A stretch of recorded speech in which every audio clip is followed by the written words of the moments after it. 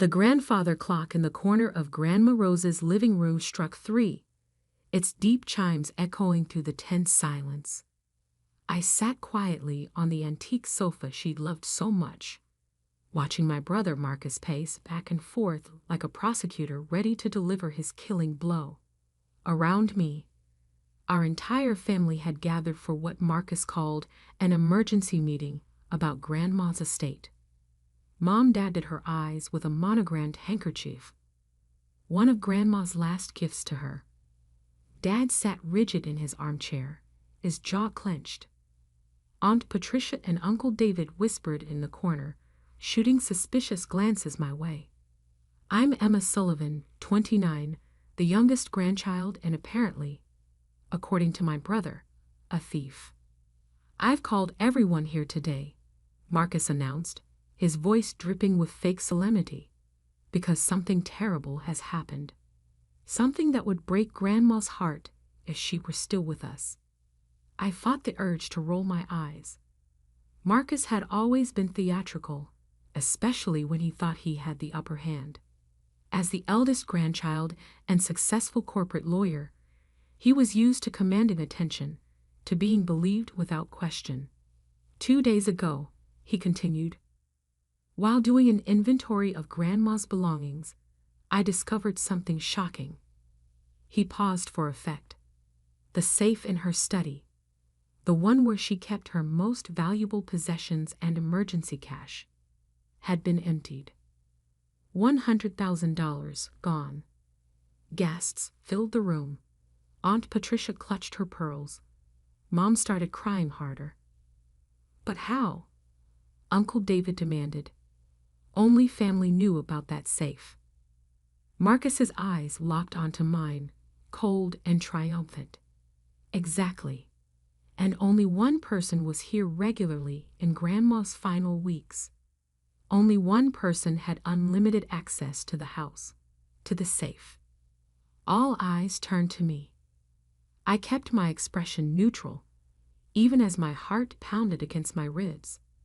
Emma. Marcus said my name like it was something dirty. Would you like to explain where the money is? I looked at him calmly. No, I wouldn't. She stole $100,000 from Guar and Dima's safe. Marcus's voice boomed through the room. Our grandmother trusted you, Emma. She let you stay here, care for her, and this is how you repay her memory. Mom broke into fresh sobs. Emma, how could you? We should call the police, Aunt Patricia declared. No need. Marcus smiled coldly. As executor of the estate, I've already spoken to them. They're just waiting for my signal to press charges. I stood up slowly, smoothing down my simple black dress, another of Grandma's gifts. Are you finished, Marcus? Finished? I'm just getting started. Do you deny taking the money? Actually, I reached for my laptop bag. I'd like to show you all something first. Marcus scoffed. What could you possibly show us that would excuse theft? I didn't respond.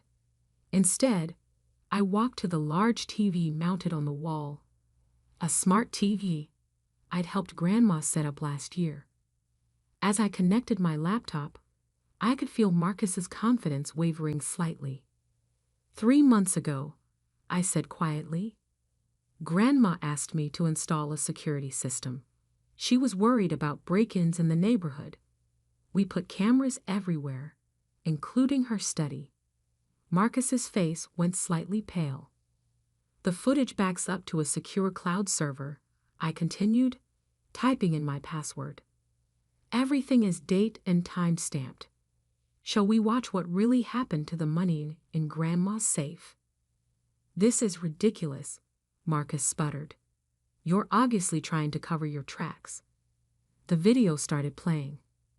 There was Marcus, clear as day, entering the study at 2:17 a.m. last Tuesday. We all watched in silence as he went straight to the safe, opened it with practiced ease, and began stuffing stacks of cash into a black duffel bag. That's not what it looks like," he stammered. I paused the video on a perfect frame of his face, illuminated by his phone's flashlight, as he counted the money. "Would you like me to play the audio?" I asked softly. "You were quite chatty with yourself about your gambling debts and how Grandma owed you for all the years you put up with her." The room erupted into chaos. Mom stopped crying and started screaming. Dad jumped up from his chair. Aunt Patricia looked like she might faint. You set me up." Marcus lunged for my laptop, but Uncle David caught him. "There's more," I said, my voice cutting through the noise. "Would anyone like to know why Grandma wanted security cameras in the first place?" Marcus went completely still. "She caught you stealing before, didn't she?" I looked at my brother. "Small amounts at first. A few hundred here, 1,000 there. She came to me crying, not wanting to believe it. That's why she asked me to move in with her. Not because she needed care, but because she needed protection from you." "Liar," Marcus shouted, but his voice cracked. I opened another folder on my laptop. I have 3 months of footage, multiple incidents, plus all of Grandma's written records of the previous thefts. She documented everything. "Why? Why didn't she tell us?" Mom whispered. "Because she loved him," I replied simply. "She wanted to give him a chance to stop on his own, to be better. Instead, he waited until she died and tried to take everything at once, then blamed me for it." Marcus broke free from Uncle David and pointed at me accusingly. "You've always been jealous. Perfect little Emma, Grandma's favorite." "No," I cut him off. "I was just the only one who actually spent time with her, who listened to her stories, who helped her with her tablet so she could FaceTime her friends, who noticed when she was afraid in her own home because her grandson was stealing from her." I turned to address the whole family. "The police haven't heard from Marcus, but they've heard from me. I filed a report the morning after the theft, complete with video evidence. They're probably wondering why he's still here and not in custody." As if on cue, police sirens became audible in the distance. "You called them?" Marcus's face twisted with rage. "Your own brother?" "No," I said quietly. "You stopped being my brother the moment you tried to destroy my life to cover up your crimes. Grandma gave you every chance to make things right. This was your choice." The sirens grew louder. Marcus looked wildly around the room, but found no sympathy in the faces of our shocked family members. "Dad," he pleaded, "you can't let this happen. I'm your son." Dad stood up slowly, his face ashen. "And she's my daughter, the one you just tried to send to jail for your own theft." 2 police cars pulled up outside. Through the window, we could see officers approaching the front door. "The money's in my car," Marcus said quickly. "In the trunk. I can give it back. We can forget this whole thing. Like you were going to forget sending me to prison." I asked. "Like you forgot all the pain you caused Grandma in her final months?" The doorbell rang. Aunt Patricia went to answer it, her legs shaking. As the officers entered, reading Marcus his rights, I thought about the last conversation I had with Grandma. She'd been sitting in her favorite chair, looking out at her garden. "Promise me something, Emma," she'd said, holding my hand. "Promise me you'll make sure the truth comes out. Not for revenge, but for justice. Sometimes love means letting people face the consequences of their actions." I watched as they led Marcus out in handcuffs, his face a mask of fury and fear. Mom had collapsed onto the sofa, Dad holding her as she cried.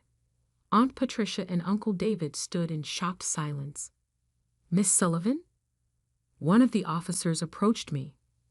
We'll need your statement and the security footage. I nodded, picking up my laptop. As I followed him to the door, I paused by the family photo on the wall, taken at Grandma's last birthday. Everyone smiling, Marcus's arm around my shoulders, his other hand probably already reaching for Grandma's purse. Sometimes the people closest to you are the ones you need to fear most. And sometimes protecting someone's memory means exposing the very things they tried to hide. The fallout from Marcus's arrest spread through our family like wildfire. By evening, my phone was flooded with messages from relatives I hadn't heard from in years. Some apologized for believing him. Others asked for details, hungry for gossip. A few demanded I drop the charges to keep this in the family. I ignored them all. Instead, I sat in Grandma's study, now a crime scene processed by police, looking at the open safe that had caused so much chaos. Inside, I found something the police had missed. A small envelope tucked into a hidden corner, addressed to me in Grandma's elegant handwriting. "My dearest Emma," it began. "If you're reading this, then either I'm gone or the truth about Marcus has finally come out. Maybe both. There's something you need to know." The letter shook in my hands as I read. Grandma hadn't just suspected Marcus of stealing. She'd documented everything for years. Bank statements, dates, amounts. She'd even hired a private investigator who uncovered Marcus's gambling debts, failed investments, and a web of lies that went far deeper than anyone imagined. "I've changed my will," she wrote. "Marcus doesn't know. Nobody does. Everything goes to you, Emma. Not because you're my favorite, but because you're the only one who saw me as a person, not a bank account. The only one who'll use it wisely." My hands trembled. The estate wasn't just the house and the safe money. Grandma had been wealthy. Really wealthy. Old money from real estate investments, smart stock picks, and decades of careful planning. A knock at the door interrupted my thoughts. It was Dad, looking older than I'd ever seen him. "Your mother's finally stopped crying," he said, settling heavily into Grandma's leather chair. "She's taken sleeping pills." Patricia and David went home. He paused, running a hand over his face. "The police found the money in Marcus's car. All of it, along with other things." "What other things?" "Forged documents, blank checks with Grandma's signature practiced on them, even a key to her safety deposit box at the bank." He looked at me with red-rimmed eyes. "How long did you know?" I held up Grandma's letter. She told me pieces. Asked me to install the cameras. But I didn't know everything until now. Dad read the letter slowly, his face growing paler with each line. When he reached the part about the will, he sat back, stunned. "There's more," I said quietly. "The detective called while you were with Mom. They found evidence on Marcus's phone, texts to loan sharks, plans to sell Grandma's jewelry. He wasn't just stealing cash. He was planning to clean out everything of value as soon as she died." "And I believed him," Dad whispered. "When he said you took the money, I believed him. My own daughter." "You always believed him, Dad. Every time." The truth of it hung between us. Every childhood argument, every disputed story, every time Marcus had blamed me for his mistakes, they'd always taken his side. The successful son over the quiet daughter. My phone buzzed.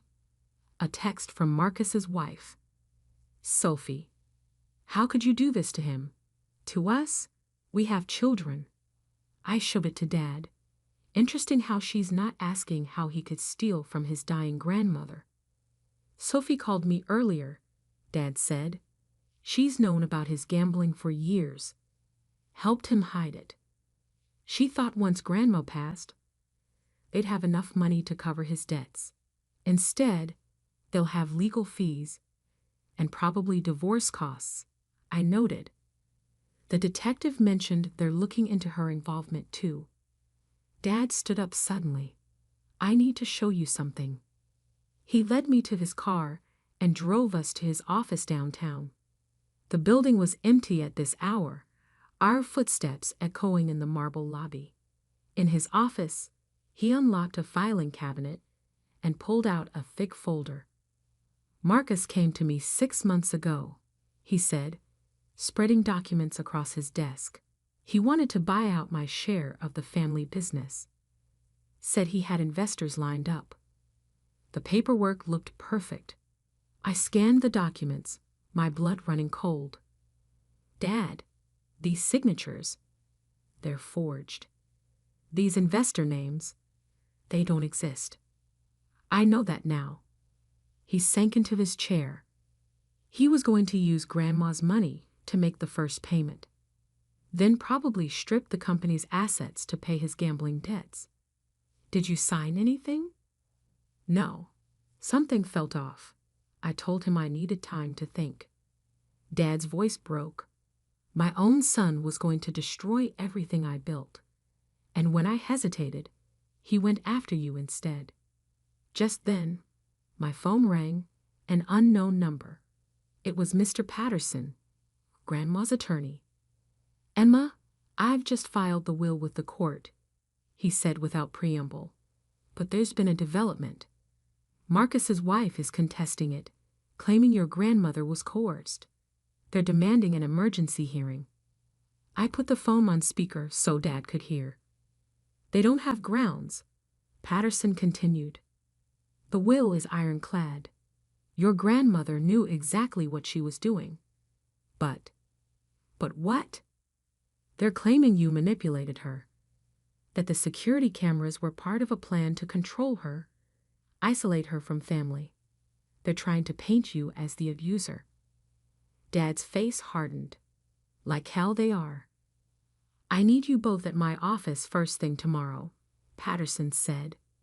Bring any documentation you have of Marcus's activities. We're not just defending the will anymore. We're protecting Emma's reputation. After we hung up, Dad turned to me. I'm so sorry, Emma, for everything, for not seeing who he really was, for not protecting you. I looked at the forged documents on his desk, thinking of Grandma's letter in my pocket. Maybe it's time we all saw the truth, Dad, no matter how much it hurts. Because sometimes the biggest theft isn't money or jewelry or property. Sometimes it's trust. And unlike money, once trust is stolen, it can never truly be returned. The courtroom was silent except for the soft whir of the overhead fan as the security footage played on a large screen. Frame by frame, 3 months of Marcus's betrayal unfolded before the judge. Not just the final theft, but dozens of smaller incidents, each one meticulously time-stamped, each showing my brother systematically stealing from our dying grandmother. Sophie sat behind her expensive lawyer, dressed in black like a widow, dabbing at non-existent tears. Marcus wasn't present. He was still in custody, denied bail due to flight risk after the police discovered packed bags and one-way tickets to the Cayman Islands in his office. As you can see, Your Honor, Mr. Patterson said, pausing the video, this was no isolated incident. This was a calculated pattern of elder abuse and theft. Sophie's lawyer jumped up. Objection. This video evidence was obtained without my client's husband's knowledge or consent. It's a violation of privacy. Overruled, the judge cut in sharply. Ms. Sullivan had written permission from the homeowner to install security measures. And given the evidence of prior theft, Mrs. Rose had every right to protect herself in her own home.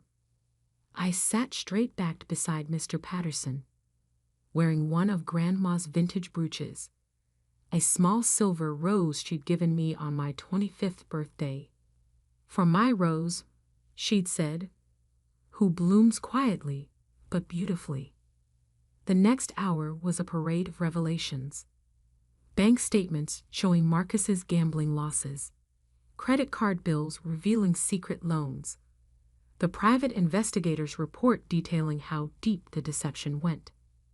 Then came the surprise witness, Marcus's bookie. "Yeah, he was in deep," the man testified, looking uncomfortable in his suit. "Kept saying his grandmother was loaded, that he'd pay everything once she kicked it. Last month, he promised me $200,000 from her safe." Sophie's face went pale. This was news to her. The final blow came from an unexpected source, Marcus's secretary. "Mrs. Sullivan often called the office," she testified, begging to speak to her grandson. "Mr. Sullivan always said he was too busy. But really, he was at the casino or meeting loan sharks. Sometimes," she hesitated, "sometimes I could hear her crying on the phone. I closed my eyes, remembering those days.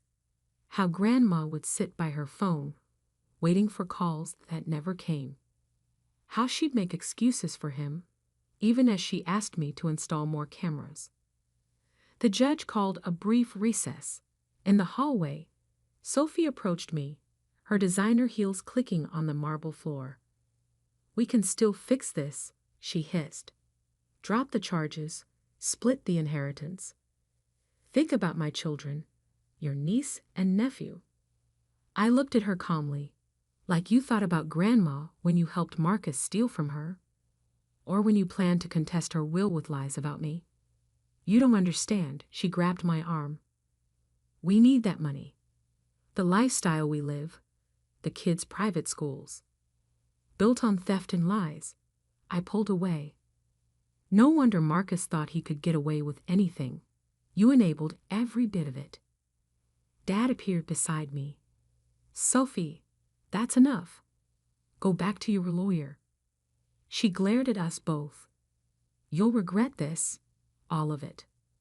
When court resumed, the judge didn't take long to reach her decision. "The evidence is overwhelming," she declared. "Not only was Mr. Sullivan stealing from his grandmother, but he'd attempted to frame his sister for his crimes. The will stands as written. Furthermore, I'm reporting my findings to the district attorney's office for additional criminal charges." Sophie burst into tears. Real ones this time. Additionally, the judge continued, "Given Mrs. Marcus Sullivan's apparent involvement in the attempted fraud regarding this will contest, I'm ordering a separate investigation into her role in these events." Mr. Patterson squeezed my hand as Sophie's lawyer slumped in defeat. Afterward, in the courthouse parking lot, Mom was waiting by her car. She hadn't attended the hearing, couldn't bear to see the family's dirty laundry aired in public, she'd said. "How bad was it?" she asked quietly. "Bad enough that Sophie's probably going to be charged too," Dad answered. "The kids, they'll need support through this." "I'll help with the kids," I said. Everyone looked surprised. "What? They're innocent in all this. Someone should make sure they don't pay for their parents' crimes." Mom started crying, something she'd been doing a lot lately. "I don't understand. How did we not see what he was becoming?" "Because you saw what you wanted to see," I replied. "The successful son, the perfect family man. Even when Grandma tried to tell you something was wrong, you dismissed her as a confused old woman." "And you?" she whispered. "What did we see when we looked at you?" "Nothing, Mom." That was the problem. The next few weeks were a blur of legal meetings and family therapy sessions. Marcus pleaded guilty to multiple charges, hoping for a lighter sentence. Sophie filed for divorce, then was arrested herself for conspiracy and fraud. The kids went to live with her sister in Connecticut. I moved into Grandma's house, my house now. The first night, I sat in her garden, surrounded by her beloved roses, and opened her safe one last time. Inside, behind where the money had been, was one final letter. My dearest Emma, by now the truth has come out. I'm sorry for the pain it must have caused you, but remember what I always said. Roses have thorns for a reason. Sometimes we need them to protect ourselves, to stand strong when others try to clip our stems. You were never second best, my darling. You were always the strongest bloom in my garden, the one who grew despite the shade others cast, the one who stayed true to her nature. The money, the house, the investments, they're tools, not treasures. Use them wisely. Build something beautiful. And remember, not all family is blood, and not all blood is family. Love always, Grandma Rose. I wiped my eyes and looked up at the stars. The same stars she and I used to watch together on nights when she couldn't sleep, worried about Marcus, but afraid to say why. My phone buzzed. A text from Dad. Your mother and I would like to come by tomorrow to talk. Really talk, if you're willing. I thought about it. About forgiveness and boundaries. About thorns and trust. Yes, I replied, but not in the house yet. Let's meet in the garden. Grandma always said roses make the best witnesses, because sometimes the greatest inheritance isn't what's in a safe or a will. Sometimes it's the strength to stand your ground, to let truth bloom even when others try to bury it. And sometimes, like Grandma's roses, you have to weather a hard frost before you can bloom again. I pinned her brooch to my jacket and smiled. The thorns might hurt, but they also protect, and I was done letting anyone steal what was rightfully mine, whether it was money, truth, or peace of mind.